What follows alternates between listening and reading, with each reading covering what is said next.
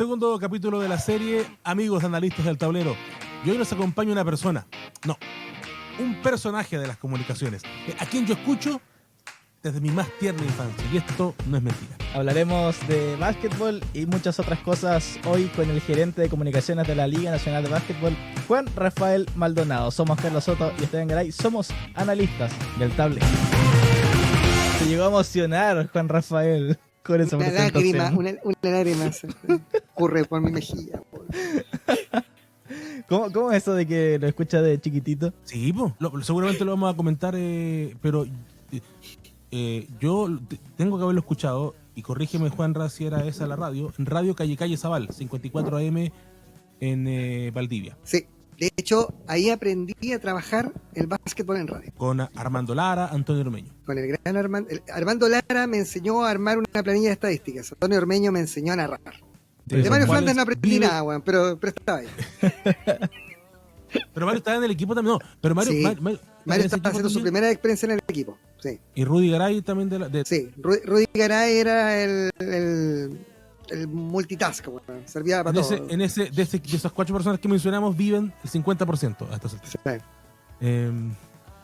Así que... ¿Soy el próximo candidato, dices tú? No me gustaría haber pasado por esa radio, entonces. No, pero estoy hablando de finales de los 90, por lo menos, ¿no? Sí, yo tengo... Sí. Y por eso digo de mi más tierna infancia, porque estamos hablando de una radio AM, estamos hablando de... Yo a Juanra tengo que haberlo visto alguna vez, porque yo me tendía a sentar cerca de la mesa de control donde estaban las líneas telefónicas que se usaban para conectarse desde el puesto de cancha. Bombas. Las famosas bombas, que eran otra tecnología que tú no conociste. Yo tampoco la usé, debo decir, pero creo que jamás la había escuchado. Oh, el pata, el utilero del CD, Orlando Rojas. Orlando era el técnico de la radio San Sebastián, pero igual que las radios de Santiago. Al final Patita le trabajaba todas las radios de Valdivia. Todos tenían algo hecho por Pata, ¿no? O había trabajado en ella. Y las bombas las fabricaba Orlando. ¿Sí? Básicamente era un teléfono. Básicamente era un aparato para conectarse a la línea telefónica que cada una de las radios, me imagino que en toda la ciudad era lo mismo, contrataba una línea desde el Coliseo o el estadio que estaba al lado, y era una línea telefónica la que eran las que se llamaban la LP, las líneas privadas. Estaban permanentemente conectadas. Todavía me acuerdo una transmisión desde el Parque Municipal. Partidos de esos de cuarta, quinta edición de Jugaba al Día. Tercera Con cada cuarta, sí. Entonces, tercera nominal, claro.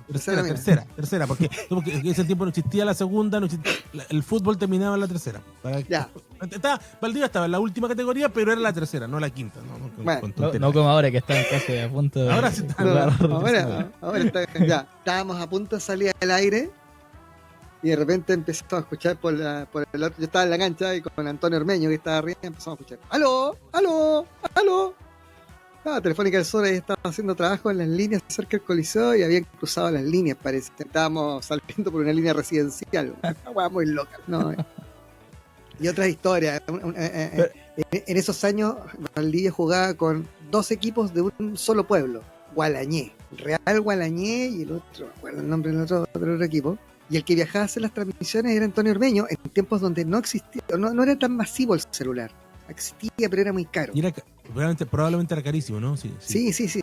Te cobraban por llamar y por recibir. El tema es que se hacían las transmisiones todavía con teléfonos fijos, con líneas muertas, líneas privadas. Y en el estadio Gualañé, esa weá no existía. Gualañé con cuál tenía un estadio, una cancha. En vivo, estamos grabando, por si acaso. No sé, yo sé. Eso es el esto está saliendo, esto está quedando. Esto es el prepipa, sí, no hay drama. Y Ormeño contaba de que viajaba con un largo cable y que en la calle del frente del estadio conseguía una casa a la que podían llamar desde la radio en Valdivia para tomar desde ahí la señal. ¿Y cuántos millones saldría la transmisión? O sea, era teléfono fijo, larga distancia, 100 pesos al minuto. Pero había que hacer el viaje y claro. Eran otros tiempos también del avisaje de la radio, ¿no? Claro, pagaban más. Ya venía la baja, sí. Pero Ormeño y Lara tenían sus clientes fijos, no sé, podían ir a la radio Genoveva en Valdivia y los iban a seguir igual, no sé, Camilo Sánchez. ¿Cuántas pichangas comimos en Camilo Santos? Vamos a hacer como una especie de memoria del tablero, analista y todo, una mezcla rara que es amigos del tablero. Pero tú estudiaste en la UACH. Sí, esa es mi alma mater. ¿Por qué estudiaste periodismo? Difícil pregunta. De lo que sí tengo certeza es que a los 7 años, viendo a Carcuro y Livingstone en el Mundial de México, decidí que quería estudiar 1986. México 70, México 86. México, no, ya anda viejo. Nací en el 77, no me mates. Por eso hago la pregunta. México 86. Yo tenía 9 años. 9 años y esa vez decidí que quería estudiar periodismo. Primero, mi mamá se lo tomaba como broma. Cabro chico, ¿qué? Hijo, por favor. Claro. Después, como yo insistía en la idea, ya no se lo tomaba como broma. Y cuando llegué a cuarto medio... Con preocupación. Claro, sí, no. O sea, ya veía el camino de la pobreza en mi vida. Ya lo veía con horror y con molestia. Bueno, di la prueba de aptitud académica todavía en esos tiempos. Me fue bastante bien. Y cuando vino la hora sí quisiste estudiar periodismo. O sea, vino la hora de postular y mi mamá tenía la esperanza de que yo priorizara derecho, que era su sueño. Me decía, hijo, tú egresas y yo te voy a comprar todos los muebles a tener una oficina preciosa. ¿Qué hizo el hijo? Teníamos 12 postulaciones, 12 chances posibles de postulación. En 11 puse periodismo. Partiendo por Valdivia, que era la más cercana, y después todo eso que te ocurra. Temuco, en la Universidad Católica de Valparaíso, en esos años, cuando tú tenías el primer puntaje de postulación, o de los que postulaban, te daban beca por los 5 años de la carrera. Bueno, la historia dice que yo podría haber postulado a la OSB y lograba esa beca. No lo hice. Postulaba al día como prioridad y me quedé ahí. Y de ahí, vino un enojo con mi mamá pesado, muy pesado. Ella se enojó mucho conmigo, pero lo terminó aceptando. O sea, a nivel de que después cuando empezó el sistema me fueron a dejar con mi hermana Valdía, se preocupó dónde iba a vivir y todo. Pero las semanas de postulación fueron de guerra campal en mi casa, ¿no? Después mi mamá se convenció, hasta le gustó el tema del periodismo, pero primero era complejo. En una casa donde mi papá murió cuando yo tenía 2 meses, por lo tanto mi mamá era la autoridad máxima. Y ahí estudiaste en la Austral, estamos hablando más o menos en el segundo lustro de la década del 90, ¿no? Sí, ingresé... Una de las primeras generaciones de periodismo, ¿no? Sí, diríamos que sí. Yo ingresé a la Austral en el 96, o sea, éramos la generación que egresaba el 2000.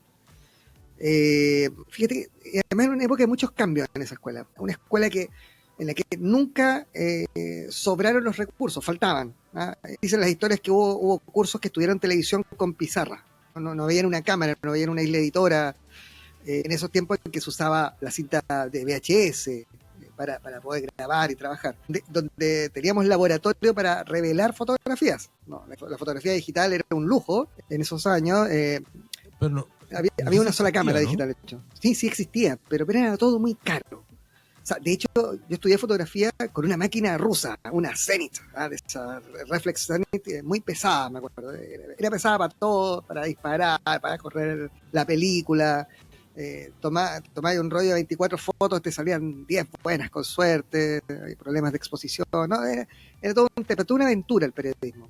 Grabadoras de cassette, del cassette grande, digamos. Lo digital entró después. De hecho, teníamos una sala de redacción con máquinas de escribir cuando yo ingresé, y el año 97 a principios, yo con la chiva de un reportaje que requería fuentes internacionales, logré entrar a el único rincón de la Universidad Austral en Valdivia que tenía internet, que era un pequeño laboratorio cerca del Casino Grande, donde habían alrededor de 15 computadores y que lo usaban principalmente los estudiantes extranjeros o los que estaban en tesis de posgrado. Nadie tenía acceso ahí, era un puñado privilegiado. Bueno, ahí se logró meter Maldonado. No me preguntes cómo, porque no recuerdo, pero ahí estuve y fueron mis primeras experiencias con internet. Bueno, después en el año 98, en el año del Mundial, ya llegó el internet, llegaron 20 computadores, la sala de redacción de la escuela cambió. Y ahí vino otra etapa, porque Maldonado, siempre muy metido, empezó a investigar sobre el tema de radio en internet, que terminó siendo el tema de mi tesis, con 2 muy buenos guías, con Juan Domingo Ramírez y con Luis Cárcamo. Increíble. Y sí, claro. Profesores míos también. Pero claro, pero la gracia es que Luis Cárcamo venía entrando como profesor ayudante, estaba recién titulado. Y Estación Deportiva está en la pauta, te lo digo al tiro, para que no te adelante. Porque es que por ahí nace Estación Deportiva, el germen. con Paulo Contreras, otro... ¿El futbolista? No, ¿El no, no. futbolista? ¿El No, que era dueño jugaba. de Rodelindo Román? No, pero jugaba Paulo Contreras. Este jugaba harto, pero oriundo de Corral. No es el futbolista. Oriundo de Corral. Gran tipazo el Paulo. Con Paulo quedamos de la noche a la mañana encargados de esa sala de redacción. Yo tenía llave. Entonces mi vida en Valdivia era muy chora porque yo los fines de semana cuando no estaba en Puerto Montt, estaba en Valdivia, me iba al laboratorio. Imagínate en los tiempos de Napster, de los sistemas peer-to-peer para bajar música. Básicamente te dedicaste a la piratería. Imagínate 20 computadores conectados gratis, viejo, bajando música fin de semana, una locura. No, lo pasé bien en los tiempos de la universidad. Sí, claro, disquete y CD. No, yo lo pasé muy bien en los tiempos de la universidad. Y la Universidad Austral fue un espacio, creo que como para muchos estudiantes de periodismo, un espacio libre, abierto para experimentar, para probar formatos, para probar cuestiones que después en el futuro me iban a marcar fuerte. Yo siempre he dicho que con todas sus características fueron los mejores años de mi vida en Valdivia, en la Universidad Austral. Además, fíjense, yo quería bien mamoncito, he pasado toda la vida al lado de mi mamá, siempre en Puerto Montt, ya la aventura de vivir en una ciudad que estuviera muy cerca, 3 horas y media, ya Valdivia era otro mundo, y de hecho era otro mundo, mediáticamente era mucho más desarrollada que Puerto Montt, tenía un aire distinto, y bueno, se terminó convirtiendo Valdivia en una ciudad para mí muy querible, que marcó mucho y a la que cada vez que puedo ir voy con un cariño, dejé muchos amigos ahí también. Eso con el periodismo y cómo llegaste a la carrera que finalmente, y a la profesión que finalmente ejerciste, pero ¿y al básquetbol? ¿Cómo llegas al básquetbol? ¿No, solo porque te tocó trabajar con Antonio Ormeño y Armando Lara o viene una historia previa? No, ahí porque Puerto Montt en básquet tampoco era muy relevante. Pero Valdivia sí. A ver, el básquetbol tiene como distintas etapas en mi vida. La primera en el colegio. Yo tuve la suerte de estudiar en el Real Colegio San Francisco Javier de Puerto Montt, no como la franquicia que hay ahora. No se acerca, tiene solo el nombre, no tiene el espíritu, no tiene la comunidad, no tiene la magia que tenía el establecimiento original ahí en el centro de Puerto Montt. Se perdió nomás. La modernidad, el crecimiento, la burbuja, lo hizo perder el norte. Hoy día es una empresa, no tiene nada que ver. Bueno, en ese colegio jesuita, mis primeros acercamientos con el básquet eran los partidos grabados de la NBA que llevaban los curas. Esto tenía que ver directamente con el colegio San Mateo de Osorno, porque en el San Mateo era un colegio más nuevo, lo manejaban principalmente curas norteamericanos, jesuitas norteamericanos. Y obviamente ellos querían ver básquetbol, se las arreglaban para que les mandaran de Estados Unidos cintas grabadas en Betacam con partidos de básquetbol relatados en inglés, digamos, de la televisión estadounidense. Y después de que los veían en Osorno, el circuito directo era que llegaran a Puerto Montt. Entonces yo me acuerdo de tardes de día viernes, cuando no había clase en el colegio, pero en la sala de video, en la sala Teodoro Schwartz, los curas llegaban con las cintas de video para ver básquetbol. Y nos juntábamos un lote no menor a ver a Magic Johnson, a ver a Larry Bird, los monstruos de esa época, partidazos. Ahí me gustó el básquetbol, me hice hincha de los Lakers inmediatamente, y fue mi primer acercamiento. Después jugar, no voy a mentir, nunca fui tan dotado. Tenía mi tirito, yo creo que era siempre un base de bajo rendimiento, en equipo de Liga Nacional yo hubiera jugado los últimos 3 minutos con el partido decidido, tal vez algo en el segundo cuarto para darle refresco al primer y segundo base. Igual está estás poniendo muy arriba, no sé igual si... te ves en Liga Nacional. No, estoy haciendo el parangón nomás. No. Estamos hablando de... Tenía de que hay 80 cupos nomás en Liga Nacional. Si hay 80 cupos, yo sería el jugador 89, no sé, disponible, no sé. Tal vez en Liga 2 podría encontrar mis 2 o 3 minutos, si es que, ¿no? Pero el tema es que tengo una lesión crónica en la rodilla y no hay caso. Ya a los 9, 10 años me empezó a molestar mucho y la recomendación fue evitar los deportes de impacto como el básquetbol. Ahora, esta época de las que les hablo, año 84, 85, es el boom de San Javier Leche Sur. Ahí llegó el básquetbol profesional a Puerto Montt y ese equipo entrenaba en el colegio, en un gimnasio precioso que tiene ese colegio. Ahí entrenaba. Por lo tanto, la hora de almuerzo era quedarse a ver cómo esos monstruos entrenaban en el colegio. Esa era la entretención y después, si tenías suerte, porque de verdad en esos años el Mario Marchand Binder se llenaba, pero no es como el de ahora tiene, no sé, 5 o 6 corridas menos de asientos. Yo me acuerdo con un tío que me llevaba al básquetbol haber quedado pegado al techo para poder, en un espacio increíblemente chico, para poder ver un partido. Los clásicos de la época, la Liga Sur. Ahí está como mi primer acercamiento al básquetbol, más las pichangas que podía jugar un poco en el colegio, los recreos. Y después como que el básquetbol sale de mi vida y lo retomo en Valdivia, precisamente en la época de universidad. Yo recuerdo con un cariño, son como mis papás postizos, Antonio Ormeño, Armando Lara, de verdad, tipos que no solo me enseñaron me permitieron poner las enseñanzas del periodismo en práctica. O sea, recibieron a un cabro chico que lo único que quería era probarse en radio y me abrieron las puertas de Perman. Ven, nosotros te enseñamos, te abrimos los micrófonos y siempre desde el primer día con un respeto increíble. No tenía ni el 5% de las horas de radio que tenían ellos. Y era gracioso porque yo iba a la radio en Valdivia y muchas veces en esos años también empecé a incursionar en la radio en Puerto Montt, en las transmisiones de fútbol. Y yo llevaba las cuñas de fútbol de Puerto Montt y las transmitíamos en la radio de Valdivia. Te voy a entender la guerra que había entre Valdivia y Puerto Montt en esos años todavía. El odio terrible, ese tiempo eran de la misma región. Con un equipo de Puerto Montt que estaba en una etapa, en esa época, sí, recién accediendo a primera división, sí, por su primera etapa. Digo. Sí, época gloriosa. Precioso, años preciosos. Y Valdivia desaparecido. Valdivia. Claro, Valdivia jugando en quinta. No, perdón, en tercera. No, es que probablemente no jugando, porque ni siquiera ese era el regional Valdivia el que tocó a ti. Sí. Pancho Vázquez era el técnico. No sé si estará vivo todavía Pancho Vázquez, pero... No debe estar, creo que sí, no estoy seguro. Pero sí, o sea, ahí con ellos yo aprendí a hacer radio deportiva. Después, claro, tuve la suerte de trabajar con muchos monstruos de la radio, porque en paralelo empecé a trabajar en la radio cooperativa y me permitió eso, claro, en esa época de Puerto Montt en primera división, conocer o sea, compartir casetas, micrófonos con Sergio Brodfeld, con Ricardo Chávez, con Ernesto Díaz Correa, con Igor Ochoa, Aldo Chapacase, o sea, de verdad, o sea, pónganse mis zapatos. Un cabro chico, estudiante de periodismo, compartiendo con probablemente en la época los mejores exponentes de la radio, aprendiendo mucho.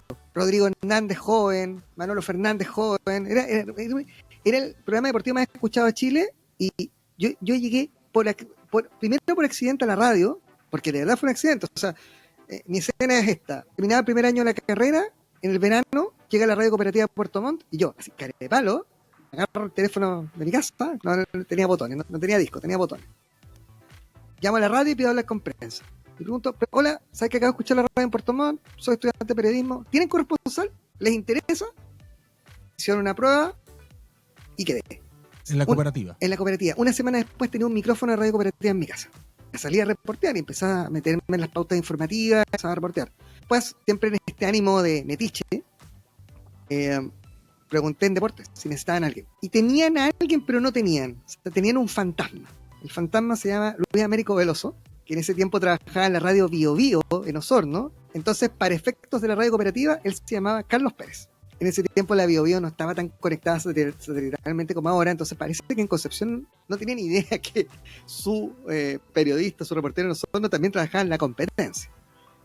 Pero eso, claro, a Vida América le duró un tiempo hasta que parece que se dieron cuenta en Bio Bio o en Cooperativa lo que hicieron. Bueno, el tema es que de repente me dijeron, ¿sabes qué? Necesitamos para un partido de Puerto Montt con Audax Italiano en Chinquihue, que vayas. Voy, conectan tenía una caseta, enchufé un teléfono y estaba conectado con la radio. Y de ahí en adelante trabajé 10 años con Cooperativa. También, tremenda experiencia.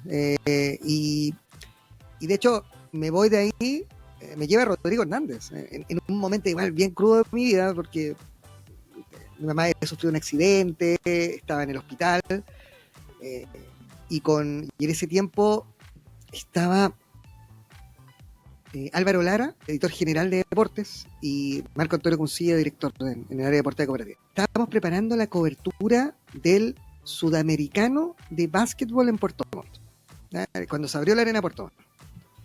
Cooperativa no sabía hacer coberturas chicas. O sea, vamos a hacer esa cobertura, ok, te vamos a instalar una línea digital en la zona de prensa de la arena Puerto Montt.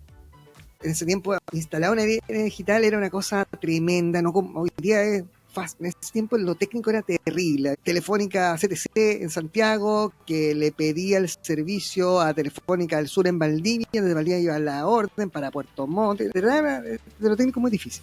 Y entre medio, Rodrigo Hernández ya estaba trabajando en ADN, y me llama un día y me dice, ya, vente a trabajar con nosotros. Y yo le digo, Rodrigo, estoy comprometido con Álvaro, viene. No, vente, haz lo mismo. Y Rodrigo dice, esta radio es de un grupo internacional, tú no solamente le vas a despachar a Chile, le vas a despachar a Argentina y a Colombia. Y a mí que me gustan las aventuras y me gustan los proyectos, dije, ok, por menos lucas, por una incertidumbre tremenda, cruzo la calle. Cuando le aviso, Álvaro Lara, me acuerdo, se enojó muchísimo, me quitó el saludo, me dijo, no, vas a querer volver y no te voy a abrir nunca más la puerta, no voy a hablar contigo, nada. Bueno, a falta de la vida dicen que con Álvaro logramos conversar, retomamos la amistad, y hoy día incluso él trabaja en ADN, o sea... En la noche, claro, la puerta de la vida es así. Y te estoy hablando desde el año 2008, trabajo en ADN, trabajo como representante, corresponsal. Yo ya no sé qué soy de ADN, porque de verdad es una radio nacional que confía mucho en mí. O sea, hicimos, me acuerdo, una temporada de la Liga Nacional de Básquetbol en que yo viajé por gimnasios del sur levantando transmisiones para internet. Hicimos la final por aire con Diego. Me encargaron producir transmisiones del Ironman en Pucón, de la nada. O sea, llegaba a Pucón y no teníamos nada, conseguir una línea digital, un lugar en un hotel, todo de cero. De verdad, yo a ADN le agradezco la confianza, porque por mucho que a esta altura mi nombre sea conocido para el periodismo en Santiago, otra cosa es decirle a una persona que no puedes controlar a 1000 kilómetros de distancia, decirle, ya, te confío una transmisión en la que hay auspiciadores, en que hay una inversión importante, pero no podemos estar nosotros, necesitamos que estés tú, que viajes, te consigas todo y armemos el tema. De verdad, ¿no? Y eso con varias producciones más. No sé, vuelta a Chile. De verdad he hecho muchas cosas con ADN muy entretenidas y soy muy agradecido. Yo de verdad creo que el periodismo me ha dado mucho. En algún momento uno reniega un poco de esto porque no ganas mucha plata, esa es la verdad, porque es súper sacrificado y porque viviendo 1200 kilómetros al sur, yo siempre digo, perdona, preparen el pito, yo siempre digo, vivo en el culo del mundo o en el culo del país, ¿sabes? Muy lejos de Santiago, donde están las grandes oportunidades, pero aún así le debo mucho al periodismo. Ha sido una profesión que me ha dado muchas alegrías, muchas penas también, pero al final el equilibrio es bien perfecto. Anotaste dónde va el pito, ¿no? Sí. Gracias. Tú lo mencionabas, Juanra, eres más o menos contemporáneo con Diego Sáez, con carreras más o menos parecidas, sí, en el inicio. ¿En algún momento se te pasó por la cabeza dar el salto de irte a Santiago? ¿Qué pasó? Perdón, porque Diego se va con la aparición del ADN. Sí. Diego se fue con pega, yo me iba a aventurar, pero la vida tiene caminos misteriosos. El último día de abril, yo siempre trabajaba en televisión en Puerto Montt, hacía un noticiero en la noche. Estaba leyendo noticias y por interno recibieron en el canal la noticia de que mi mamá la habían atropellado. Venía mayo y yo recibía la devolución de impuestos, pagaba deudas y me iba a Santiago. Ese era mi... Yo ya había anunciado que me iba a un par de pegas que tenía y nada, pues vino lo de mi mamá y me movió al piso, me cambió todos los planes. Me dejó acá, tuve la suerte de poder cuidar a mi vieja 5 años y después me quedé, me casé, eché raíces, al final no me fui. Pero yo en 2008 me iba a Santiago a probar suerte, como muchos. Yo creo que cuando uno mira a Diego no puede sino enorgullecerse, porque yo conocí a Diego reporteando con un uniforme de colegio, del liceo comercial, y Diego un gallo ultra talentoso, pero no se quedó con el talento, se probó a sí mismo, corrió riesgos, donó su zona de confort en Valdivia. Yo creo que donde está, incluso todavía no le hace justicia. Diego todavía tiene un techito un poco más alto y puede llegar más arriba. Pero un gallo forzado, trabajador, y un gran amigo. Sí, en algún momento me acuerdo en el ADN me pidieron que fuera un reemplazo y Diego me abrió las puertas de su departamento, quédate acá conmigo, aquí están las llaves, juega. No, de verdad, uno de los grandes amigos que me ha dejado esta profesión. Decía Esteban, con carreras parecidas, mientras él estaba a cargo del CD.cl, tú tenías el provincial.cl, me acuerdo. Sí. Eran colegas en la cooperativa, me acuerdo haberlos escuchado cuando un par de años que la cooperativa Hicimos se iba a transmitir de mayor, con Diego relatando desde la caseta en Valdivia y tú después tú de cancha, me acuerdo de alguna transmisión. Y no solo eso. Sergio Brodsberg comentando en Santiago. Y en la cancha, hicimos las finales de Di Mayor, o sea, era el Longo Vélez, era Sebastián Vélez, que hoy día trabaja en la NFP. Sergio Brodfeld, una biblia comentando. Claro, las finales las hicimos con 2 puestos de cancha. Entonces Diego hacía Osorno, porque se fueron las finales de Osorno con Yanquihue, y yo hacía Yanquihue. De hecho, en la final famosa aquella de Valdivia con Yanquihue, 2001, 2001 enero 2002. Exacto. Esa 19 final, de enero. Sí. Bueno, ese día sí que sufrí. Yo hinché Yanquihue, ¿no? Y hicimos la transmisión por la BioBio. En ese tiempo trabajaba en BioBio, acá en Puerto Montt, y hicimos la transmisión por BioBio con Alejandro Vázquez, que hoy día se fue a Santiago a vivir, relatando, y yo hacía puesto cancha. Una transmisión que inédita. BioBio no transmite deportes en regiones, salvo que sea una gran posibilidad comercial. Eso fue lo momento. Esa final, primera 7 partidos de mayor, con todo lo que ocurrió, fue una gran oportunidad. Pero como les decía, con el básquetbol me desencontré, y a partir del 2001 nos volvemos a encontrar y ya nos casamos con el básquetbol, derechamente. Porque claro, era el momento de los medios electrónicos, creamos una página con 2 buenos amigos, con Gonzalo Caucao y con Daniel Valencia, y mantuvimos ese sitio varios años, en la época de oro y hasta que ya Provincial desapareció. De hecho, después del dominio lo perdimos. El dominio lo tiene hoy día un medio digital de la provincia del Ranco. Lo tiene Daniel Fuensalida. Capaz. Bueno. En algún momento, y aquí llegamos a lo que tú algo anunciaste hace un rato de comenzar con lo que es la radio en internet. En algún momento, este es un pionero quizás en lo que tiene que ver con la radio deportiva, con lo que era estación deportiva. Sí. En la cobertura, que era una forma para uno de conectarse a través de internet muchas veces a escuchar lo que pasaba en otros partidos, no solamente de la ciudad, poder seguir a los equipos, porque tú tenías ciertas alianzas con diferentes radios de diferentes ciudades. No, y un desafío en lo técnico. El internet de esa época no era el que teníamos hoy día. Entonces, con un internet de casa normal, era bajar. En ese tiempo se jugaban todos los partidos a las 7 de la tarde o a las 8 de la noche. Una locura. O sea, podías hacer transmisiones tipo carrusel, que era lo que hacíamos. Poníamos la transmisión principal en el partido de Yanquihue, obvio, y después íbamos pasando cancha por cancha. Linda época. O sea, llegamos a tener en algún momento 1000 personas conectadas a una transmisión. Un partido que además era un partido que de verdad no había cómo conseguirlo. Era un partido en Temuco de Universidad Autónoma con Yanquihue, un partido 5, una serie de semifinales, creo, de cuarto de final, pero no había ninguna transmisión desde internet desde Temuco. Entonces al final fue como lo hacían antes, un puente.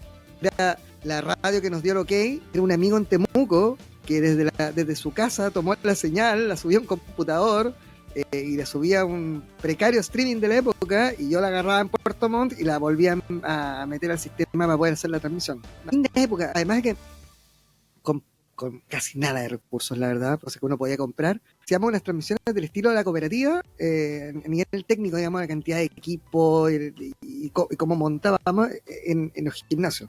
Me acuerdo una vez hicimos en la época dorada de Yanquihue, hicimos ese cuadrangular de Liga Saesa, entonces Lip Sur, que se ganó en Valdivia, y después hicimos las 2 temporadas gloriosas de Yanquihue completa.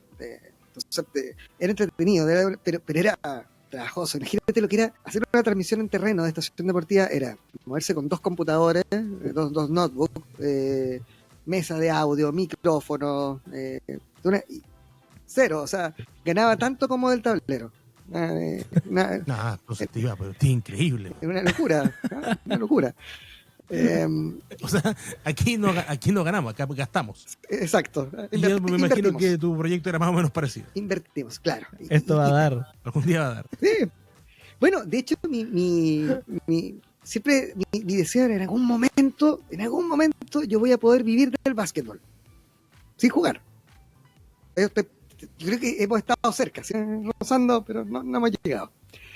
Así que ahí me metí en el tema del básquetbol con internet. Y bueno, Estación Deportiva fue la primera radio deportiva en Chile en internet.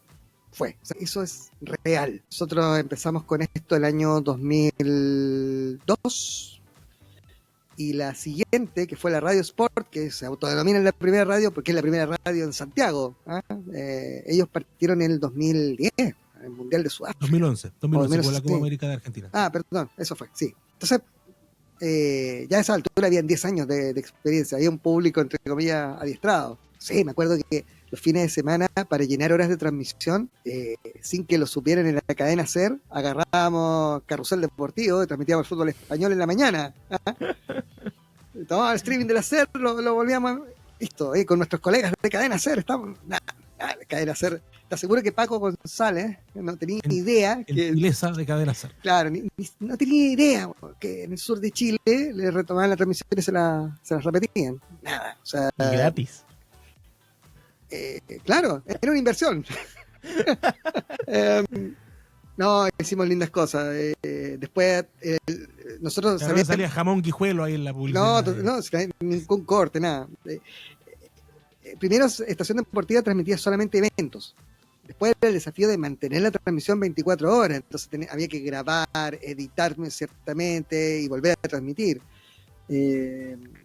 No, era entretenido. Y fíjate que era un proyecto que tenía su público. En tiempos en que no existían las redes sociales, insisto, el internet era muy precario, y donde los costos también del internet eran muy graciosos. Una de mis primeras experiencias laborales, de hecho, la única vez que estaba más tiempo fuera de la casa, que fue en el año 2001 en Santiago, la empresa que me contrató a mí y otros 20 y tantos periodistas buscaba, fíjense, evitar que la gente usara Google. Y el hecho de evitar que usara Google y por tanto saltar a sitios internacionales ahorraba miles de dólares, miles de dólares, una locura.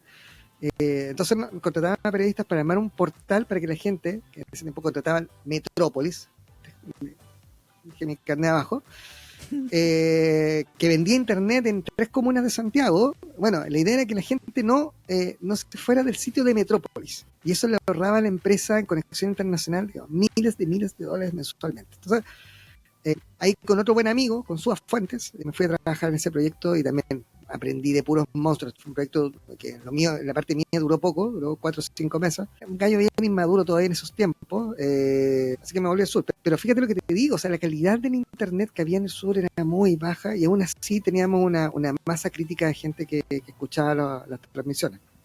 Linda época, ¿no? Si me preguntas a mí si voy a retroceder en el tiempo, la repito y probablemente con menos rápido de lo que fue. Estamos conversando con Juan Rafael Maldonado, invitado hoy, segundo de nuestros invitados, quizás el último porque no tenemos tantos amigos, a la sección y a la serie Amigos Analistas del Tablero. Lo bueno es que no tenemos que hablar de fiestas patrias porque esto va a salir antes de que recomience la liga. Va a salir unos días más. ¿No? Claro. Esta vez estamos encima con la grabación. Oye, antes de continuar, Carlos, quiero invitarlos a todos para que nos sigan en nuestras redes sociales, que nos busquen como @deltablero.cl. Estamos también en Spotify, Apple Podcast, YouTube, Amazon Music, y además que tenemos un podcast hermano en la misma plataformas como es Memorias del Tablero, y obviamente todo está disponible en www.deltablero.cl porque el básquetbol chileno está en un solo lugar. Solo quiero decir una cosa, nosotros con Esteban tenemos una coordinación de trabajo interesante. Mi pega previa a esto es hacer la pauta. Muy bien. Y en la pauta, esto estaba al principio, y Esteban hace lo que quiere después de que yo hago la pauta. Viejo, la naturalidad fluye. Naturalidad, viejo. Oye, Ahora- me escucho doble. No sé quién. No soy yo. Esperemos que. Bueno, Doble. Ahora, ¿quién diseñó del tablero.cl? Muy buen trabajo. Esteban es el que hace toda la pega acá. Ya, muy bien. Esteban, los Nicolases, Manfred, que tiene que venderla, no ha vendido nada todavía, y Gerardo, que es nuestro rostro ancla, y este servidor que básicamente viene a grabar una vez a la semana. Manfred, un descubrimiento. Sí. No sé si bueno o malo, pero es un descubrimiento. Un descubrimiento, viejo. Y gran amigo también. Lo vamos a... Descubrimiento y gran amigo. Un descubrimiento. Ay, Dios. Oye, te tocó estar a cargo de LNBTV, digamos en tu rol de encargado de comunicaciones de la liga, proyecto que todavía recuerdas aparentemente, porque para quien está viendo esto por video podcast sigue utilizando ese esponja de micrófono que seguramente la liga te compró. No, me la regaló el señor Carlos Soto. Y Yo creo que vamos a tener que enviarle una de estas. Yo creo, ¿no? va a tener que mandarle una de estas nuevas. Y proyecto que se acabó el 2024. ¿Cuál es tu mirada después del paso del tiempo de lo que fue el NBTV? Mira, yo llegué al NBTV por un amigo de entonces. Hoy día estamos con las relaciones cortadas y espero que en algún momento podamos retomarla. Ricardo Vidal. Ricardo Vidal fue el creador, creo yo. O sea, Dame un segundo. Ricardo Vidal, si estás escuchando esto, ponemos a disposición los micrófonos del tablero podcast para generar el reencuentro. Y lo hacemos reel y hacemos... No, Ricardo Vidal y Arturo Viguero son los padres de la guagua. Ellos son. El NBTV tiene dos padres. Sí, totalmente. Dos papás. Nicolás tiene dos papás. No, el NBTV tiene dos papás. NBTV nació en enero del 22. Si mal no recuerdo. Bueno, en diciembre... 21. Perdón, en enero del 21, si tienes razón. En diciembre del 20, yo desde Concepción, estaba por pasar año nuevo, de hecho, llamé a Ricardo Vidal porque me había enterado del proyecto. Le dije, Ricardo, yo quiero estar. O sea, siento que esto va a ser historia y quiero estar. No sé cómo, pero quiero estar. ¿No? Ricardo, que me conocía de antes, porque él había hecho un programa de radio en Ancud, que transmitíamos por Estación Deportiva. Ese es de los primeros programas. ¿Él le avisaba así o igual que Paco González? No, sí, él sabía. Ese era con permiso. No, él me enviaba, de hecho, me enviaba los programas para que le diéramos play en Estación Deportiva. Bueno, Ricardo me conocía y sabía que algo cachaba el tema. Otro tipo muy generoso. Me abrió las puertas y me permitió entrar al equipo. La historia decía de que yo debía haber sido el primero en transmitir un partido del NTV. El primer partido, de hecho, fue un partido en Puerto Montt, de CEP Puerto Montt con Castro, si mal no recuerdo. El tema es que al año siguiente, 14 de enero, se me declaró una hernia lumbar terrorífica que me llevó a la clínica y a la operación. Por lo tanto, yo estuve 5 meses con licencia médica. Contexto pandemia, Así gimnasios vacíos. Así es. Solo 50 personas contando todos los protagonistas del evento. Incluido uno del NBTV. Era una locura. Sí, y había en ese entonces, 2020, había una persona del NBTV en el gimnasio y el 2024 también. Claro. Innecesario, viejo. No, perdón. Innecesario. Puedes seguir con Ya, perdón la interrupción. Gracias, Carlos. Me cortaste la inspiración. Bueno, así que tuve que buscar por teléfono a alguien que me reemplazara y que fue un relator de acá de la zona que fue a un partido. Después no quiso ir más, nunca entendimos por qué, pero no quiso ir más. Después, entre otros. De hecho, si Dorothy estuviera escuchando este programa, este podcast, iría inmediatamente a buscar mi root porque durante la licencia médica, según fui recuperando cierto grado de movilidad, yo llegaba a los gimnasios con una bolsita con los equipos y con mi bastón. Y me demoraba 20 minutos en subir las escalinatas del gimnasio de Puerto Varas para llegar a la caseta. Y el giroso Puerto Montt era un poco más grato, pero igual era todo un esfuerzo. Era un proyecto pionero. Yo creo que, no sé si en otra parte del mundo existió con esas características, que era llegar a la cancha, conectar equipos y narrar un juego. Porque las cámaras, el sistema de Synergy Sports existía en varias otras ligas, pero yo no sé si en algún lado le sacaban el juego tanto como acá. O sea, me refiero a que era no solamente la transmisión, era estadística, era un desarrollo comercial adosado. No me acuerdo, porque con Ricardo trabajamos juntos el proyecto hasta prácticamente principios del 2024, de ahí ya tuve que quedarme solo, con Ricardo, digamos, haciendo soporte de lunes a viernes, pero el fin de semana estaba solo. El tema es que teníamos reuniones con los gringos de Synergy y... ¿Esos gringos existen de verdad? No, sí existen, es una gran empresa. Tú buscas, hoy día se llama Sports Radar y tiene una serie de servicios en torno al deporte. El tema de las cámaras es uno. Siempre me acuerdo de esas reuniones donde nosotros les decíamos necesitamos más espacios comerciales, porque nosotros introducíamos videos de avisadores. Perdón, Sport Radar no es la empresa que investiga el tema de la apuesta también, ¿no? Es otro de los servicios que hay. Me sonaba de algo. Ahora, ¿cuál es el nexo de LNB con Sport Radar? Bueno, Sport Radar coloca los sistemas y en el fondo, dentro del acuerdo que tenían con la liga, o que tienen con la liga, porque el contrato se termina en febrero del próximo año, la liga le envía las señales de los partidos y ellos venden esos videos a casas de apuestas en Europa. Ahí está el negocio. Y le paga a la liga por eso. Así que así nació, me metí y llegó un momento en que Ricardo cruzó la vereda, se fue a trabajar con Arturo Viveros a CDO y se quedó ya no a tiempo completo, sino que se quedó a medio tiempo. Él trabajaba como haciendo un soporte nada más. Y de la noche a la mañana pasé de ser el narrador un poquito más aventajado, porque como Ricardo fue generoso, me fue siempre contando de cómo era el desarrollo, y yo siempre le decía que notaba que estaba muy solo para la maraña que significaba en ese tiempo la operación del NTV. Piensa que con el contrato antiguo de televisión CDO daba 2 partidos a la semana, por lo tanto habían 10 partidos que transmitir por el NTV, era una locura, tiempo en que todos quieren jugar a la misma hora, todo un tema.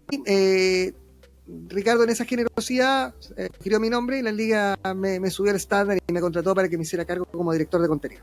Y fue una gran época. Al contrario tuyo, Carlos, que no es que reniegues, pero eres un crítico muy ácido del NTV. Pero quiero que digas acá, de la vida cuando tú eres mi jefe, quiero que reconozcas que siempre lo dijiste. Todas las críticas las dije internamente. Sí, correcto. Sí. Y hoy día no lo haces pedazos por el micrófono, pero bueno, esa es otra historia. Pero sí, Carlos Soto era el que terminaba la temporada. Y eso que no sé si escuchaste el último capítulo. Yo los escucho todos. Yo soy el que les da clic. Eso sí, a veces me demoro una semana en escucharlo porque son mi compañía en el viaje al trabajo. Depende del taco, 20, 30 minutos a diario. Y el capítulo con Diego Araujo en como 7 viajes. Ojo, que este da para allá también, ¿eh? No, sí, yo creo. Eran amigos buenos para el micrófono. Estaba en la mitad de la pauta.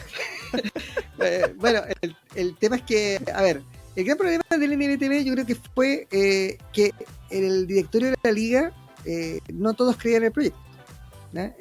Pero era un proyecto que dejaba lucas, o sea, no grandes números, pero yo creo que era una caja chica interesante para cubrir muchos gastos del día a día. ¿Sí? Sí, la Liga Nacional de Básquetbol requiere mucho dinero en su operativa, y la gente no se lo imagina, pero hoy día la Liga, por ejemplo, cancela todo lo que es mesa de control, todo lo que es árbitro. Los árbitros hoy día, para garantizar la máxima transparencia, no son de la misma ciudad en su gran mayoría, hay que moverlos, pasajes en bus o en avión cuando se puede, hoteles residenciales de la mejor calidad posible dentro del presupuesto, etcétera. O sea, la liga requiere ese oxígeno financiero, por eso cuando escasean los auspiciadores se mueve todo el sistema. El NBTV logró asegurar eso, pero además a los equipos les dio mucha exposición y les dio una herramienta tecnológica que muchos técnicos valoran, porque hoy día graban los entrenamientos o termina un partido y desde el mismo gimnasio se llevan el partido descargado o lo descargan después, lo miran en la nube, pueden ver los partidos de todos los equipos en una fecha, por lo tanto el scouting es mucho más fácil. En los tiempos de estación deportiva se tenían que conseguir los videos que llegaban en un CD o en una VHS a veces una semana después, o sea, habían técnicos que iban a ciegas a preparar un partido. No, hoy día tienen toda la herramienta tecnológica y que ahora, en rigor, con la irrupción del IRS, es prácticamente obligatoria. Tienes que tener un registro de cada partido, no hay otra opción. Así que yo solo quiero aclarar, solo quiero aclarar un par de cosas aquí, el emplazamiento que hizo lo que pasa es que yo en general soy un agradecido del NBTV. Muy bien. Si no es por el NBTV, yo hasta el 2021 pensaba que mi carrera de comunicador no iba a pasar de la radio local en Valdivia, y si no es por el llamado de Ricardo Vidal, efectivamente. Con el número que le di yo. Yo no habría estado en el NBTV, yo no habría estado en CDO, yo no conocería a Esteban Garay, yo no tendríamos este podcast con el que tanto ganamos. En fin, yo soy un agradecido de... Efecto mariposa. No había conocido a un montón de gente muy interesante que había conocido, a Cristian Opitz, a Pepe Rebote, compartir con Víctor Alex. Qué ramillete de voces y de gente teníamos Felipe en ese García, y a todos los colegas, por cierto, a Pepe Rebote, que si bien esto con la distancia y todo, yo pude compartir con él. En algún momento nos juntamos en Santiago a tomar un café. ¿Estuvimos los Panamericanos juntos? Estuvimos los Panamericanos, estuvimos viendo el atletismo. Sí. Ahora que hago memoria, ustedes compartieron transmisiones juntos también en Valdivia. Sí, claro. ¿En Culto B era o no? Hicimos la final de Liga Saesa, yo trabajando para la Liga, ¿sí? Tremenda, hicimos una alianza con Culto B para transmitir un cuadrangular en el Coliseo. Y otro lindo experimento, porque creo que pusimos a prueba la fibra óptica recién instalada de Telefónica del Sur, transmitiendo en simultáneo por maravilla, YouTube. El mejor estadio de Chile. En cuanto a conectividad al día, sí, sin duda. No solo en conectividad, diseño, instalaciones para los medios, y no ahora, sino hace rato. Muchas regiones, ni siquiera muchos pueblos, muchas regiones por delante de cualquier otro gimnasio en Chile. Fue la época más, me parece que fue cuando se hizo el premundial, ¿no? Cuando vino Estados Unidos de sub-18. No, antes, incluso cuando se hizo el sudamericano. Que a partir de ahí se instaló la fibra óptica, digamos, para que el Coliseo reciba ese torneo. Exacto. Y quedó ahí la conexión hasta el día de hoy. Sí, claro. Y el tema es que ahí esa fue tremenda experiencia. Imagínate una transmisión en YouTube con 5.000 personas conectadas. Además, me mandaron a los preliminares, ¿no? En esa época. Pero ahí yo ya sabía de la potencia del señor Soto.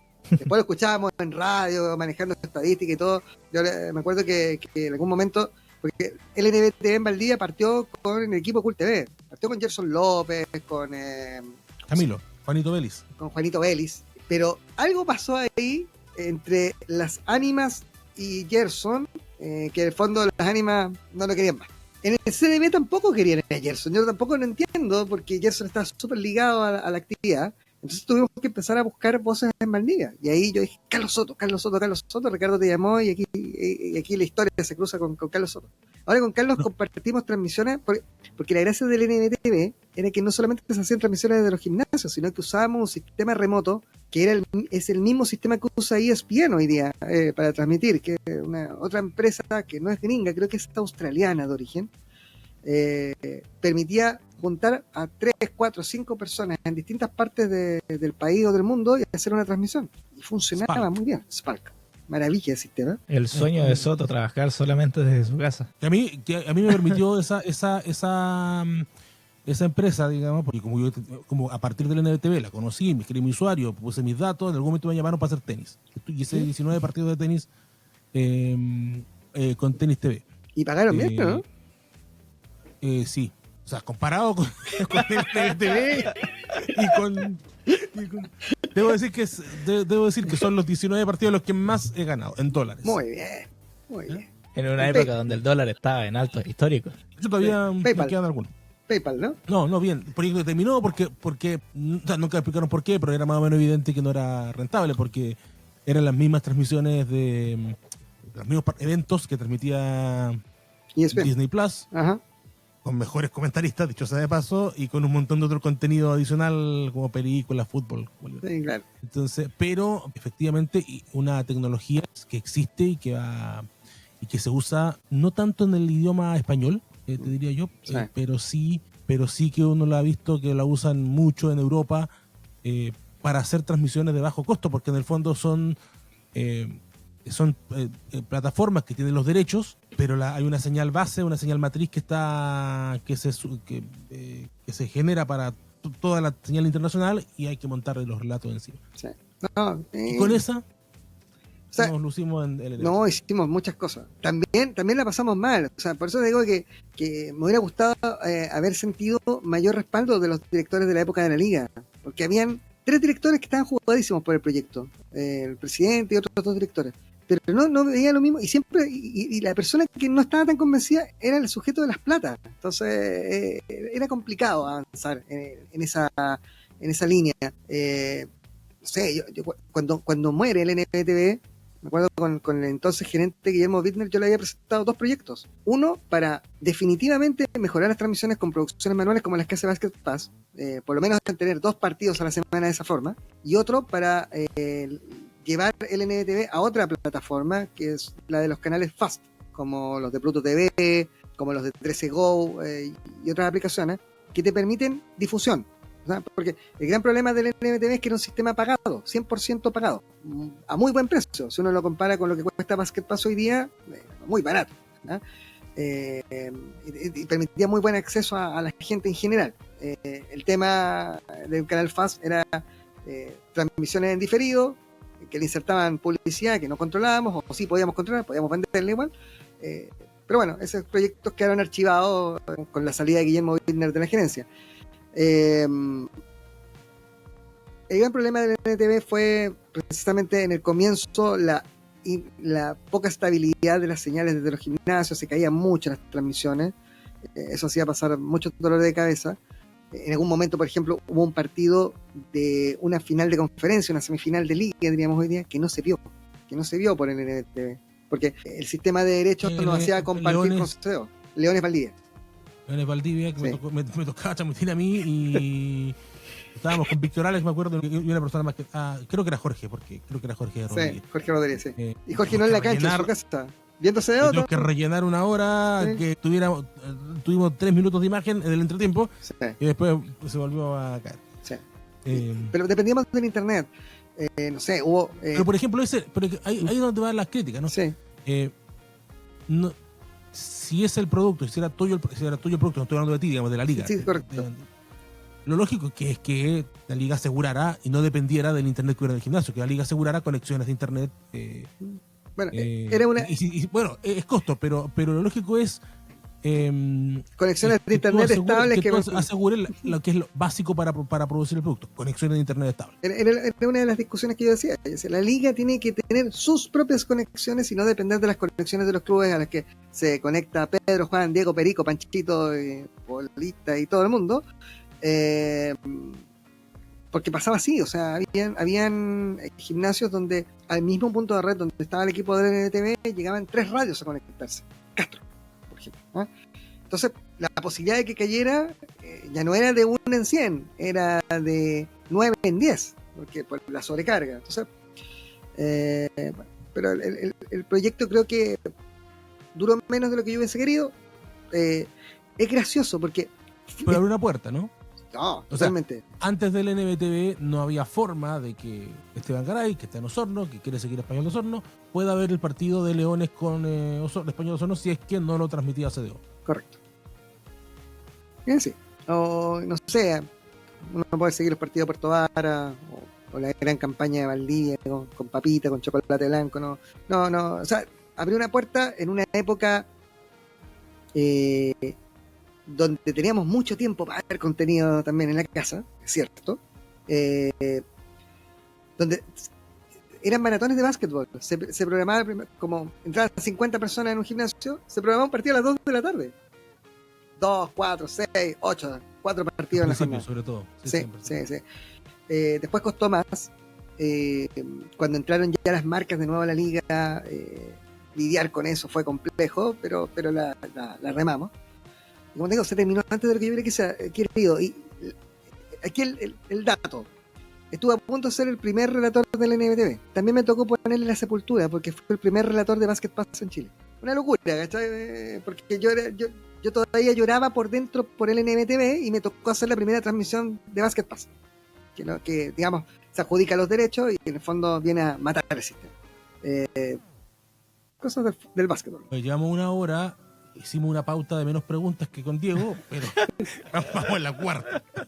Ya, apuremos la causa, entonces, vamos. No, tenemos tiempo, porque No, tenemos tiempo, pero viene solo, digamos, pasará el tema del NBTV. El NBTV era un tema absolutamente relevante, interesante, además. O sea, y si tú me preguntas si me duele, sí me duele.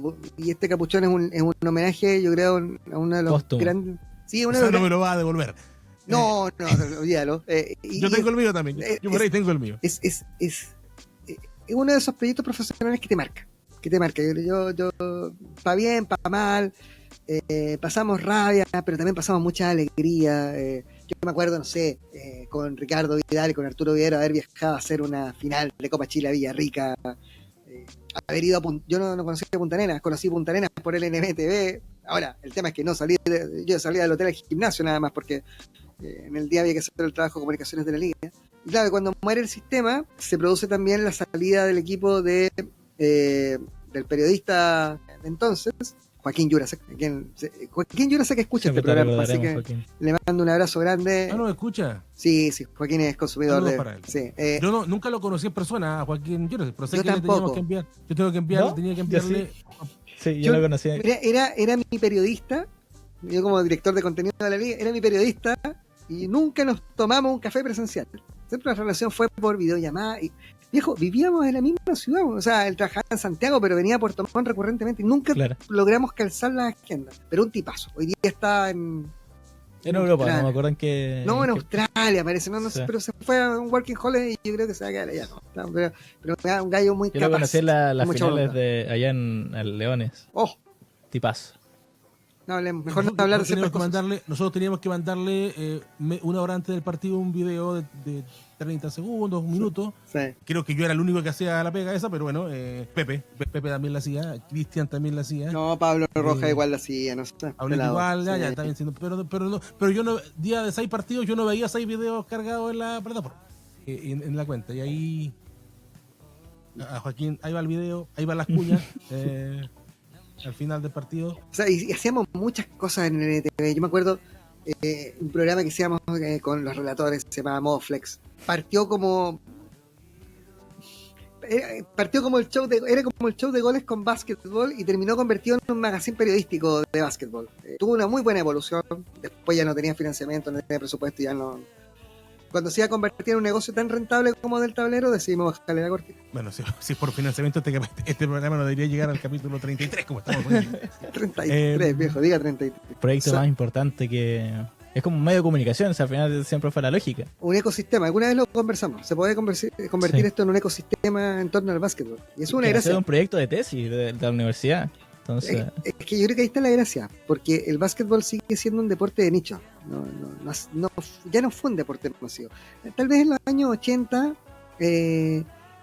podía aprender, pero creo que hoy día se lo escuchaba a Pablo Vargas. Eso, es un deporte de nicho que a lo mejor en realidad su lugar no está en la televisión abierta, sino en la televisión por cable o televisión es pagada. como el rugby, ¿no? Sí, claro, y que tienen su público, que tienen marcas asociadas, porque no van a decir con cosas. Hablar de básquetbol es hablar de la marca Asesinas del Chanchito, o sea, están todos, siempre estado y va a seguir estando.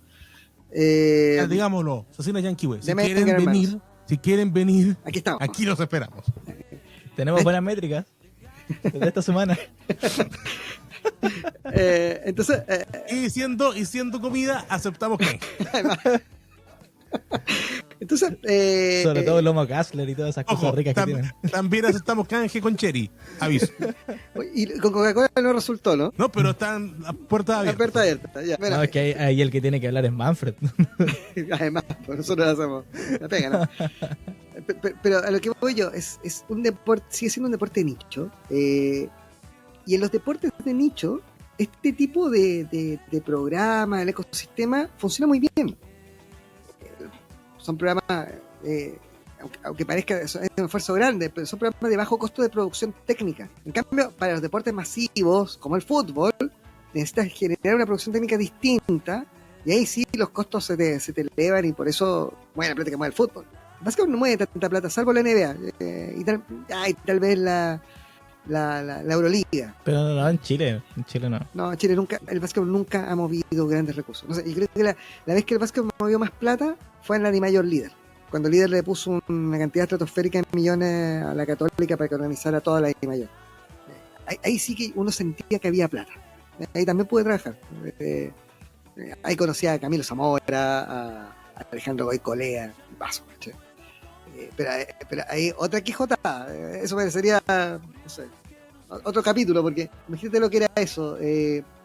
Grababas y armabas notas que agarrabas la cinta, la mandabas por bus a Santiago, salían 3 días después. O sea, fíjate que producías la nota el lunes, la nota se iba el martes, llegaba el miércoles a Santiago, el miércoles de la noche la ponían al aire en UCB, el jueves en Vive Deportes, y el sábado ya se estaba jugando de nuevo. Entonces era otra forma de hacer periodismo sin la tecnología y sin las facilidades que hay hoy día. El básquetbol en el nicho funciona bien y puede seguir creciendo. Yo creo que la gracia de la Liga Nacional, con todas sus particularidades, es que ha impulsado a la actividad de nuevo para arriba. No sé si llegaremos a los años de gloria de la Dimayor, cuando uno veía gimnasios repletos hasta las banderas en todo el sur. Pero es que eso no se da ni en el fútbol, Juanra, o sea... ni siquiera en el fútbol. Partidos con 3.000, con 500 personas. O menos. Porque hay una competencia mucho mayor, y esto lo hemos conversado acá también. Uh-huh. La competencia de el cine, que Netflix, que películas, que la misma NBA, que el fútbol de español, que el fútbol inglés, la Kings League, la Fórmula 1, que otras formas también, otros derivados del fútbol mucho más orientado al espectáculo. Uh-huh. Que tú tienes en tu casa un acceso tremendo solo en tu casa, sin contar todas las actividades que puedes hacer fuera. Y el deporte, en este caso el básquetbol, pero cualquier otro, tiene que lograr hacer que el potencial espectador prefiera ir a ver un partido que quedarse en su casa viendo, y para eso tiene que ofrecerle un producto atractivo. Igual otra cosa que queda en la duda de que hubiese pasado con el básquet chileno sin la pandemia. Sí, fíjate que, pero si tú echas para atrás la cinta, antes de la pandemia, el nicho era chiquitito, no tenía el crecimiento que tiene ahora. Y yo creo que Carlos tiene razón en algo. La experiencia partido, la experiencia básquetbol para el hincha, tiene que mejorar. Hay equipos que lo hacen muy bien, creo yo, hace rato, con todas las particularidades de la Chilean League, pero lo hacen bien. Creo que Ancud nos abrió los ojos a todos de que el básquetbol podía hacerse bien como espectáculo. Y de ahí ha tenido buenas... y los que crecen son los que crean estructura. Esta cuestión, no estoy descubriendo la pólvora. Si tú miras los primeros lugares de la tabla de la última temporada de la Liga Cherry, te vas a dar cuenta que son todos equipos que tienen estructura administrativa, estructura gerencial, estructura deportiva. Y los que estaban abajo son equipos que prácticamente tienen un entrenador multitask, con suerte un preparador físico, y que en las dirigencias tienen un directorio que se reúne, que no gestiona nada, y un coordinador que está ni siquiera a medio tiempo, un cuarto tiempo. Entonces, así es difícil. Cuando los clubes puedan tener estructura, esto se va a ir para arriba. Miren, en Argentina, por ejemplo, los grandes equipos están ligados a grandes clubes. Y no me refiero a clubes con una tremenda infraestructura o un saco de plata, sino clubes de mucha historia, con instalaciones propias, aunque sean añejas, antiguas. Acá yo creo que hay que mirar lo que hace lo de Conce, hay que mirar lo que hace Colegio de los Leones, hay que mirar lo que tiene Colo-Colo también. Hay que mirar, ni hablar, sí, pero fíjate que la Católica sigue como dependiendo de la gran organización del Club Deportivo de la Universidad Católica. Saca a Cruzados a un lado, al fútbol, pero hay una gran organización y el básquetbol es una rama más. Pero la Universidad de Concepción pasó, acuérdense, del Club Deportivo que dependía del fútbol a otra vez estar a cargo de la universidad. Y la universidad creó una estructura en torno al básquetbol que funciona muy bien. O sea, es cosa de ver. Han estado en 4 de las últimas 5 finales. Y han ganado 4 de los últimos 5 títulos. Hay que mirar las buenas experiencias. Ancud, teniendo una buena estructura, una dirigencia que hace las cosas bien, una hinchada apasionada, le ha faltado la guinda para poder comerse la torta. Creo que Español de Osorno mejoró muchísimo en los últimos años. Tiene un CM muy bueno. Es de los mejores de la liga, si no el mejor, ¿verdad? No, y no lo digo porque sea mi amigo. No, siempre yo le he reconocido su Yo buen trabajo. tampoco lo digo porque sea mi amigo, porque no lo es. Exacto. No sé, amargo. Desagradable, pero... 33 capítulos. Y ahí lo ha aguantado, viejo. Entonces, y creo que hay que mirar esos ejemplos. Y la propia liga, dentro de cómo ha ido mutando, cambiando los directorios y todo, ha ido apuntándose ya. ¿Ah? Hoy, aquí me pongo el traje de gerente de comunicación en la liga un rato. Ha sido un año de aprendizaje, ha sido un año de experimentar positivamente. Creo, con toda la nostalgia que tengo por el proyecto del NTV, que los resultados de Basket Pass y CDO en cuanto a la exposición del producto en el nicho han funcionado. El tema es cómo agrandamos el nicho. Yo creo que ahí está el desafío. Y creo que agrandar el nicho es que ojalá todos los clubes tengan un gerente deportivo que vea los temas basquetbolísticos con el cuerpo técnico y la dirigencia, que haya un gerente comercial o de marketing. Gerente. Sí, yo creo que es multitarea, como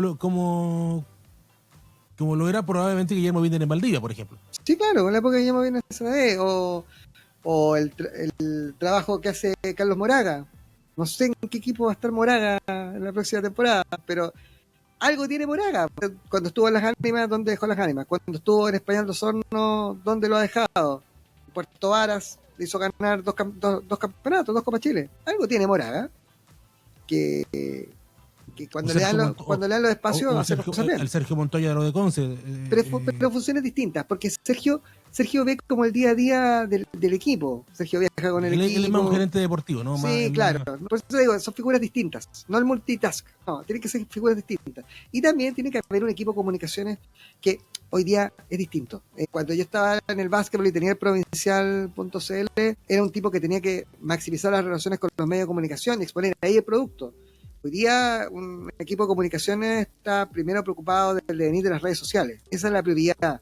Porque los medios de comunicación también están muriendo, sobre todo los locales. Es que eso iba. Y hoy día ya no tienes reporteros que atender en el gimnasio. No, perdonando, pero hoy día los medios están esperando que les envíen el comunicado con las cuñas, ojalá en video, para que ellos la ocupen en sus redes sociales. Y ahí está el talento de obtener un producto, en que pongan las marcas, que aproveches ese espacio pequeño y lo puedas usar. El contexto hoy día es que ese medio en realidad tiene aún a una persona que a lo mejor ni siquiera es periodista. Correcto. A cargo de parar todo lo informativo, por ejemplo. Así es. Sí.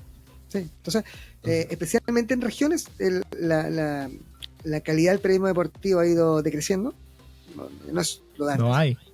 Yo me acuerdo en la época de Mayor con Provincial Yanquihue, yo en ese tiempo trabajaba para La Tercera también, y yo escribí una nota del partido Provincial Yanquihue del sábado, que se iba en el diario de Provincias del lunes, y con el partido del domingo escribíamos otra que iba para la edición de Santiago, y eran páginas completas.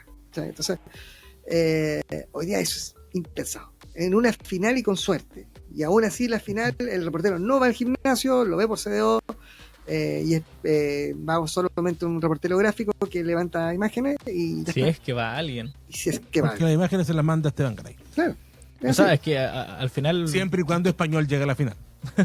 Al final siempre toca hacer eso. En el último tiempo uno tiene que escribir las notas para los medios de comunicación, uno tiene que enviar las cuñas, enviar las fotos. Claro, entonces, si me preguntas a mí, claro, yo estoy profesionalmente preparado para el periodismo. Si tuviera que hacerme cargo de un club hoy día me costaría mucho. Yo tendría que buscar apoyo.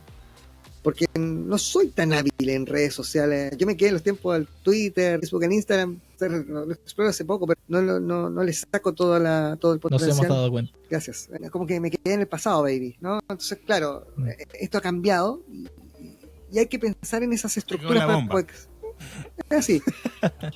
O sea, igual los clubes y en la misma Liga Nacional tienen y se han dado cuenta igual que una persona no puede hacer todo. No, esto es de equipos. Que el fotógrafo, que sí. Por lo menos uno más o dos más. Yo hoy día en la liga tengo la gracia, porque esto me lo ha regalado el periodismo. Siempre he tenido gente que me ha ido enseñando, con la que he podido aprender, absorber conocimiento y que además he tenido la generosidad de regalármelos. Hoy día en la liga yo trabajo con un gallo muy talentoso como es Diego Castillo. De verdad, generoso, con las ideas muy claras. Un grande. Sí, yo digo, hay que ir por acá. No, es así. Ok, yo digo, tú eres el que sabe, yo te sigo. listo, ya está, y funciona. Y también yo creo que hay que reconocerle a Emiliano Puchetti el aporte que ha sido para la liga, porque corrió riesgos, o sea, se ha corrido riesgo la liga, ¿eh? O sea, instalar el tema del team de dancers, insistir en la correcta exposición de las marcas. El contrato de televisión mismo fue un riesgo. La liga pasó de tener un medio propio a entregarle a terceros todo, toda la exposición de su producto. No sé, creo que hay que reconocerle a este directorio y a Emiliano, sobre todo, el intentar correr el cerco, buscar crecer, y ojalá resulte el proyecto de que, así como la selección se pudo ver en todo Chile, ojalá todo Chile pueda ver partidos de la Liga Nacional frecuentemente en televisión abierta. Siento que no es tan difícil, pero tiene un costo elevado, porque TVN transmitió porque le pusieron la señal en Santiago, y el costo lo asumió la federación. O sea, la liga también podría hacerlo. Sí, tal vez pueda hacerlo. Yo creo que la selección debe abrir esa puerta a la liga, fíjate lo que te digo. Pero, sí. ¿la liga tiene esa posibilidad o en realidad es CDO el que tiene que hacerlo porque es el que tiene los derechos? La liga ¿Puede ir por tiene sí que misma? tiene que pasar por una aprobación de CDO para poder ir a la televisión abierta porque ellos tienen los derechos, o la liga podría hacerlo por su cuenta. O sea, la liga puede hacer el contacto, pero los derechos los tiene CDO, ellos tienen que sublicenciarlos, así es el contrato, ¿no? Pero la liga y CDO trabajan de la mano. O sea, yo creo que con todas sus particularidades, CDO está tratando de exponer el producto. Uno entiende, la producción televisiva ya no es la de antes, se hace de otra forma, pero hay un esfuerzo detrás, y creo que se la ha jugado CDO. De hecho, lo hicieron. ¿eh? Lo hicieron en algún momento con 13, con el 13, lo de... Con Canal 13 y con la red. Con Yo de hecho empecé a trabajar con CDO en una final de Copa Chile en Puerto Varas para la red. Con la red, con sí. con la final y después con el 13, previo a los Panamericanos, que yo entiendo que ahí los canales estaban buscando vincularse más con el deporte, y se transmitió por el 13-2, por la señal 2, y con un desfase de una hora más o menos los partidos, sí. Pero se hizo. Ahora, yo te digo, yo sueño con algo, y se lo he planteado a un par de parlamentarios acá de mi zona con los que he conversado. Yo creo que hoy día los canales de televisión están obligados a transmitir programas culturales. La franja cultural de los 80 se convirtió ahora en el siglo XXI otra vez en un must be, y los canales la han utilizado para transmitir programas de cocina interminables, reportajes relacionados a qué comen los chilenos, y de cultura avanzamos poco. Ojalá, yo esperaba que viniera después de los Panamericanos, pero o sea, han pasado un par de años y no ha pasado nada. El vuelito duró poco. Yo espero que, de verdad, si queremos ver deportes en televisión abierta, no solo el básquetbol, el rugby, el hockey, que nos juguemos por obligar a los canales de televisión a transmitir deportes. Porque hoy día creo que las ligas, como la Liga Nacional de Básquetbol, como la Liga de Rugby, como la Liga Nacional de Voleibol, que es un gran espectáculo. El voleibol vende muchísimo, o sea, sí. Está peleando con el básquet de ser el segundo deporte más visto. Sí, el rally móvil, que tiene 20 años y es una gran producción. Bueno, que puedan llegar a la televisión abierta de la mano de una obligación.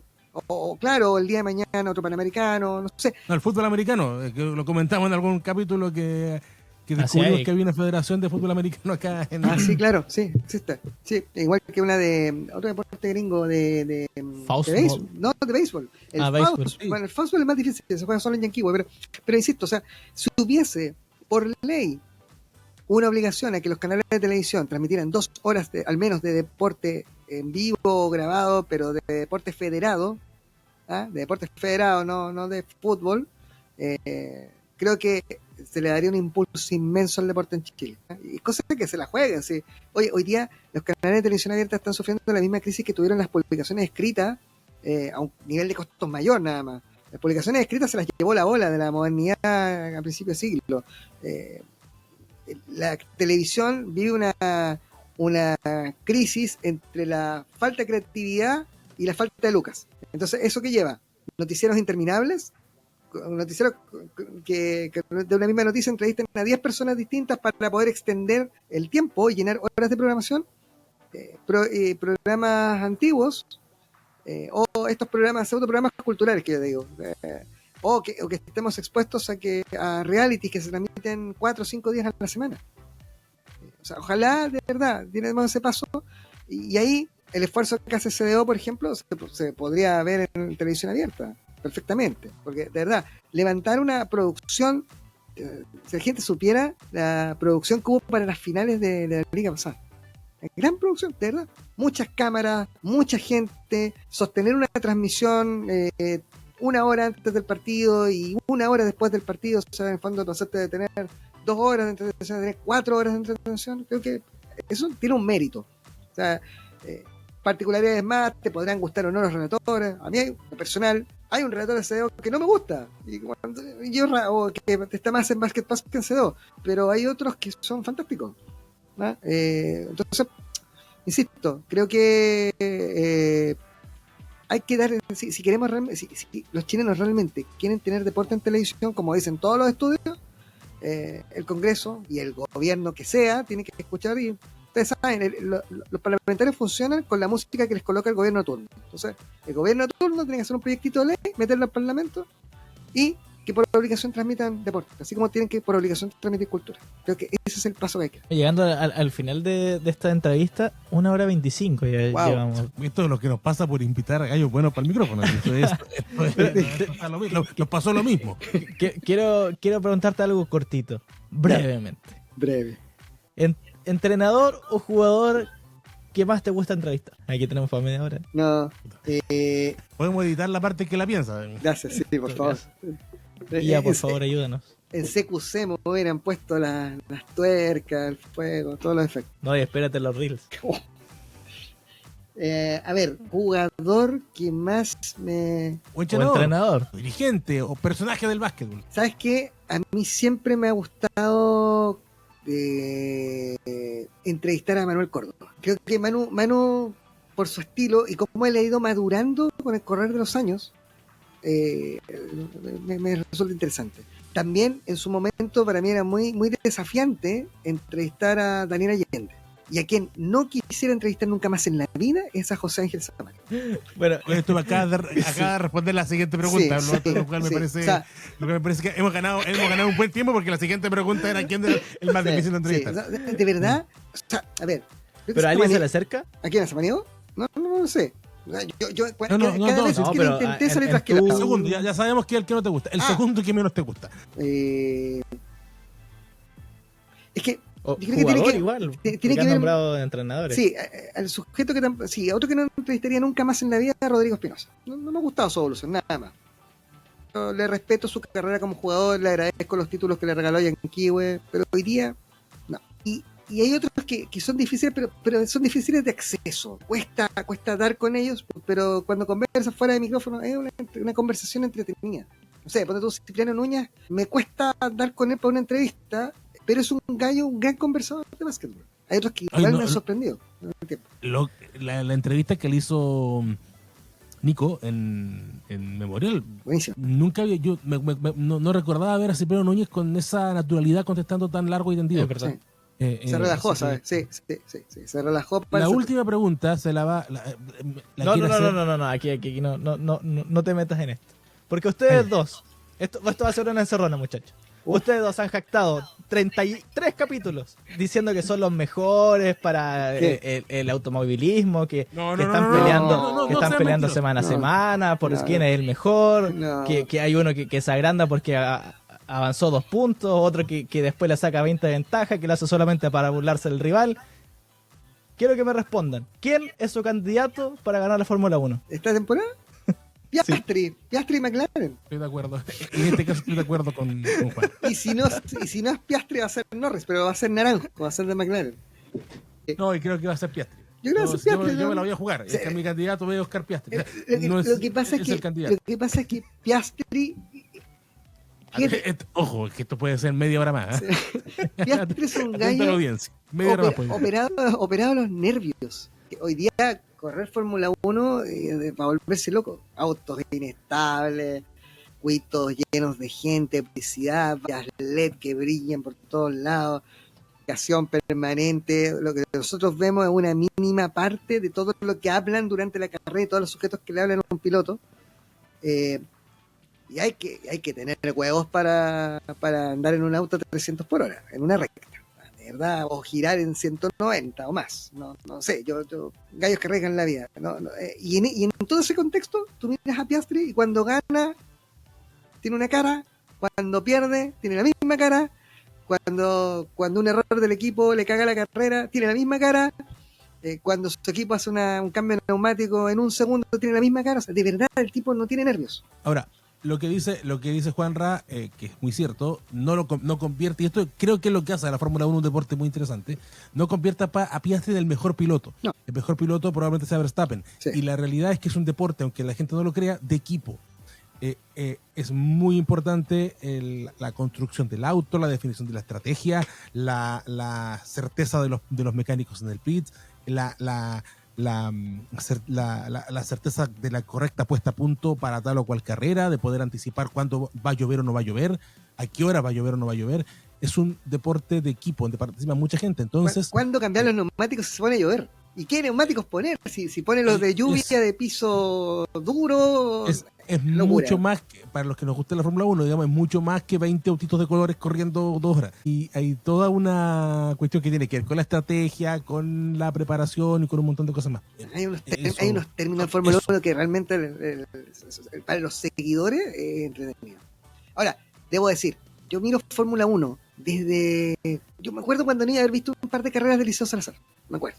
Pero después yo la retomé como a fines de los 80. Pero hoy día ver Fórmula 1, pucha, qué entretenido. O sea, ya no es solo la carrera, es un reality de toda la semana, las pruebas libres, y de que hay más acceso además, porque hay señales internacionales que transmiten todo.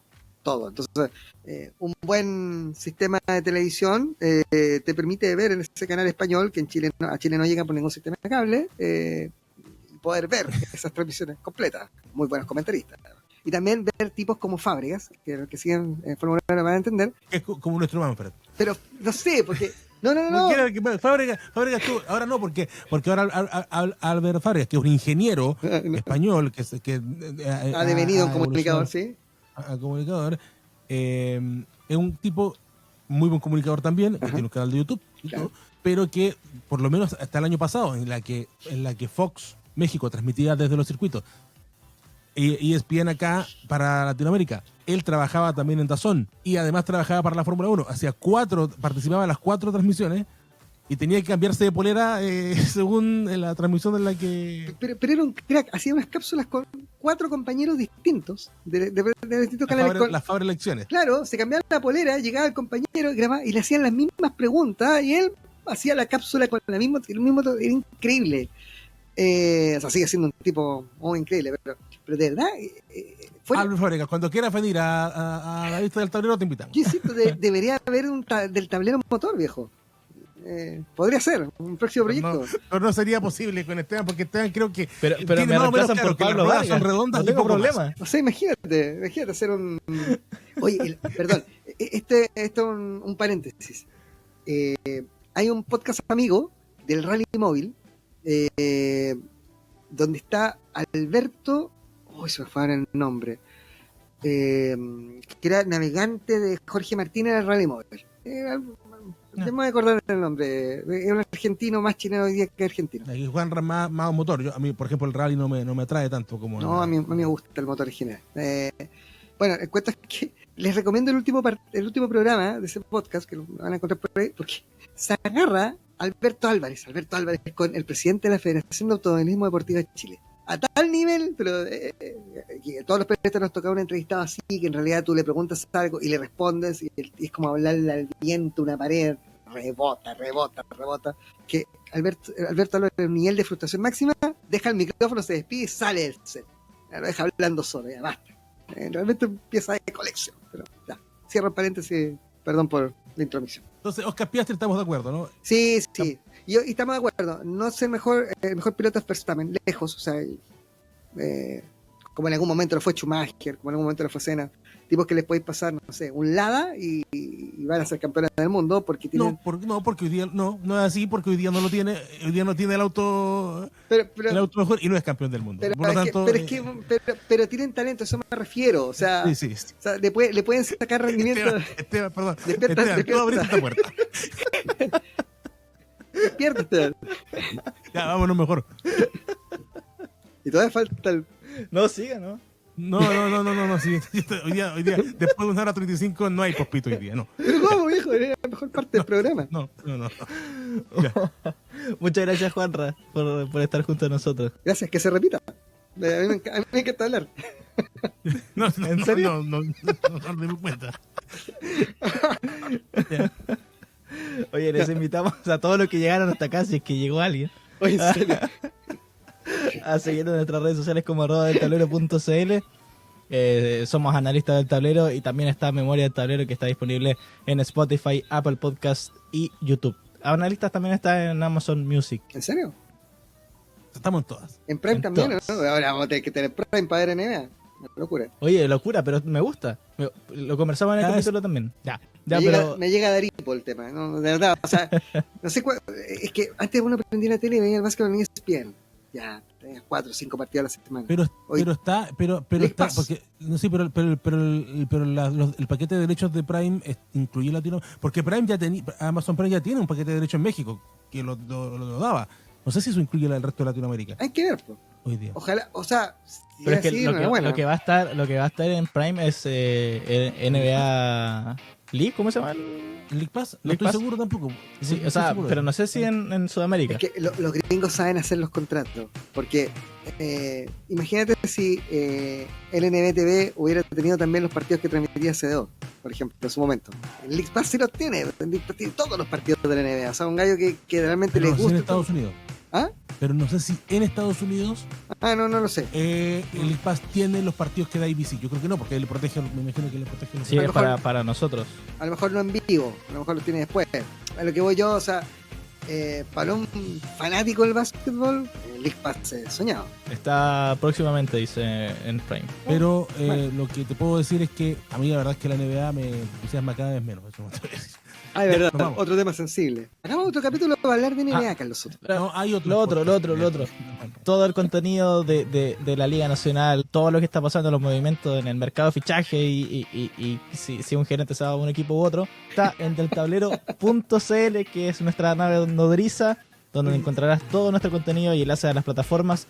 El básquetbol chileno está en un solo lugar, deltablero.cl. Muchas gracias, Carlos, por Oye, si acompañarnos. cortamos, tengo y si una pregunta. cortamos este capítulo, lo dividimos en dos y nos ahorramos trabajar otra Oye, no sería semana. malo. Porque además tengo una pregunta. A ver. Avan Kut se llevaba a todo el mundo de Español de Zona. ¿Se va a llevar al Community Manager también o no? No. Se llevaba todo por tomar en todo caso. No sé si has visto las últimas publicaciones. Pero no soy inamovible en Español Osorno. No me voy. Con Chao, que estén muy bien. confesiones del Gracias por tablero. acompañarnos. Chao. Nos vemos.